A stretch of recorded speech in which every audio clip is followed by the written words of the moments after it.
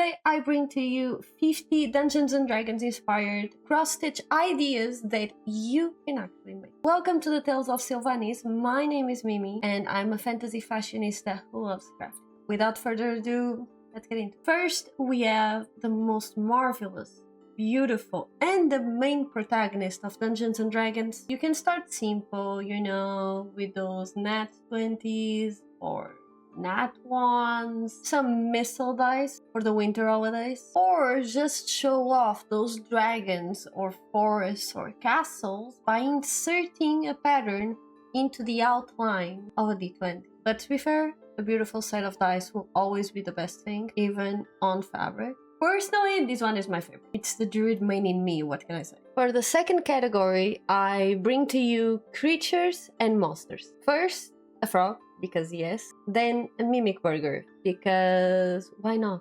Finally, a stash goblin, because absolutely.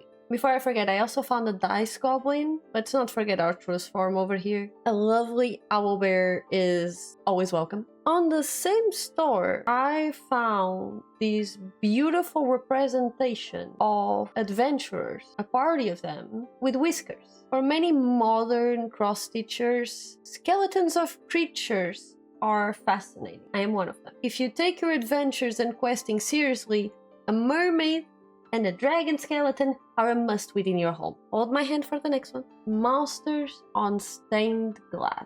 I sincerely think that I need these in actual glass in my home, but I have no idea where I'll actually put that. Your favorite glass. No matter what, I think personalized clothing or decoration containing your favorite class is incredible. Not only because your favorite class usually says more about you than your own zodiac sign, but also to figure out where the bards rest. Tarot card designs are always so interesting and can be added or created into so many things.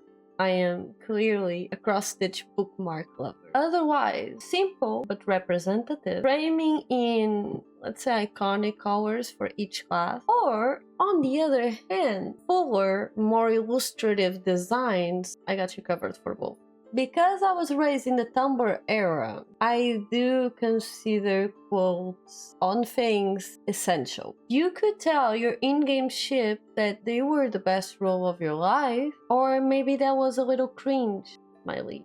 Your dungeon master could really do with the game on to remind you that your next session should not be cancelled, or maybe just that this is the way we roll above their fireplace. You know, because sometimes it can be a bit critical. If more of us valued food and cheer and songs above hoarded gold, it would be a merrier world. Tolkien at his finest. This game is called Houses and Humans. Adorable. What doesn't kill me gives me XP. As it should.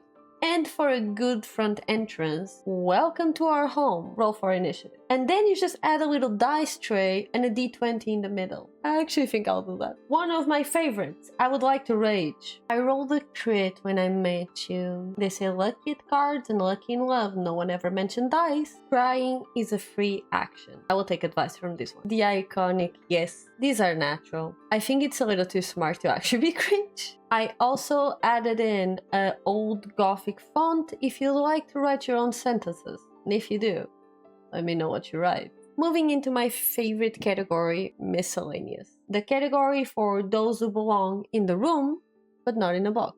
Like the Dungeons & Dragons logo itself. Imagine it framed on clothing, on a pillow, or on anything you can stick a needle and figure out where a square is. Honestly.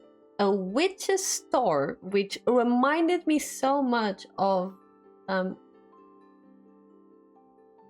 coloring books. Items necessary for your next adventure, like a sword or a bookmark of one. Imagine fighting all those monsters and not having a marker to read your book before going to bed. You can make potions that are either very simple, beginner friendly, cute, or you know, you can always go for more complicated ones. What's stopping you? Patterns that repeat themselves or patterns that take you away. More personalized ideas would be things like weapons, maps, trinkets. Cross-stitch is a great hobby, especially to reduce stress and practice mindfulness. If you haven't gotten into it. It's fairly accessible to learn, and beginner kits actually tend to include every single thing that you might need at first. If fantasy fashion and crafting is something that warms up your soul, consider liking the video and subscribing so we can meet again. All the links to all my social medias will be down below. Don't forget, if you'd like to purchase any of the patterns that I've mentioned on today's video, the links to their respective stores will be in the description as well. Until our next adventure, travelers.